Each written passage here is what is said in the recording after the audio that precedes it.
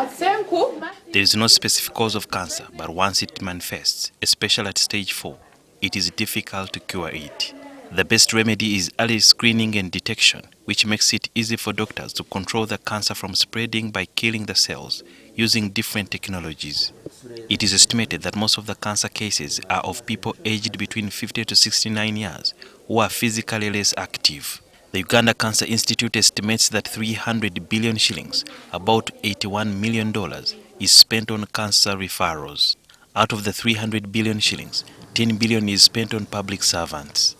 80% of the cancer patients need rare PET services, which the country lacks, and each of the patients needs 3 PET scans costing about $6,000, aside from the actual treatment. However, actual total comes to about $10,000 for one scan and treatment. The nearest is at Aga Khan Hospital in Nairobi, which is always overbooked. Once PET scans are installed, the cost will reduce to $1,000. In order to reduce the cost on the money spent abroad on cancer treatment and screening, government is building a state-of-the-art PET scan project that will have various components in the cancer treatment, as Godfrey Osinde, a senior radiopharmacist, explains. Now it means we are going to be more precise in diagnosis. That means we are going to stratify our cancer as well and also identify more appropriate treatment for the patient.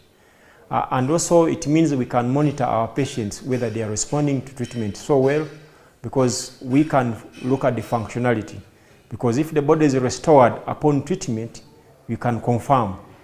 So far, the project is taking shape with the first phase, which has different sections in radiology that has beam and internal radiotherapy equipment. Part of the equipment installed include a SPECT scan, which is the latest technology that a few countries in the world are using. Let's look at maybe, say, the kidney.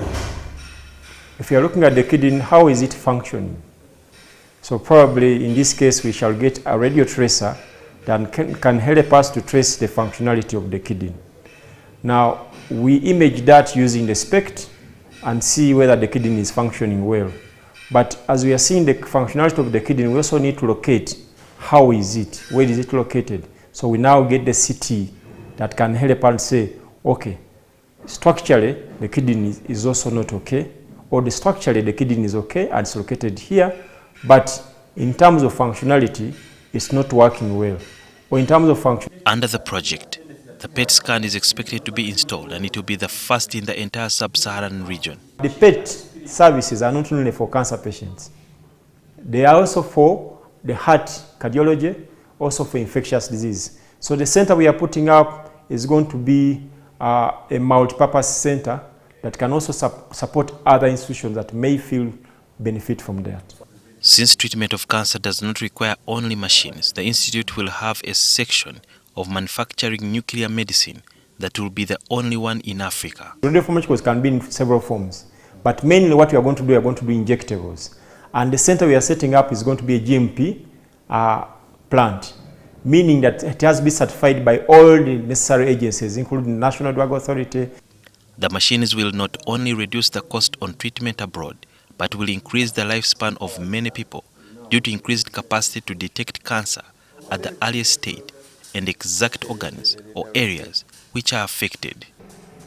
Yeah, maybe one key thing that we have to note is that with PET, you can detect cancer at the earliest stage possible, usually in the first stage, which usually are very difficult to detect with other modalities.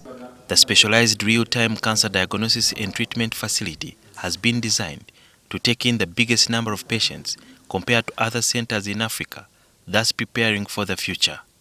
The Institute has not received any penny for the second phase under financial year 2022-2023, which is 118.2 billion shillings. This is the site where various units of the PET system are going to be constructed. The project will cost 350 billion shillings. So far, government has remitted 65 billion shillings to UCI, and that means there is a deficit of 285 billion shillings. The country registers 35,000 cases, especially the new ones of cancer, every year, and 80% of these people seek treatment elsewhere.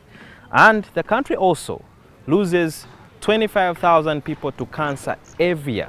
And in case of any delays, especially for such a project that is meant to change the state of affairs, it means that the country will continue to bury 25,000 victims of cancer every year.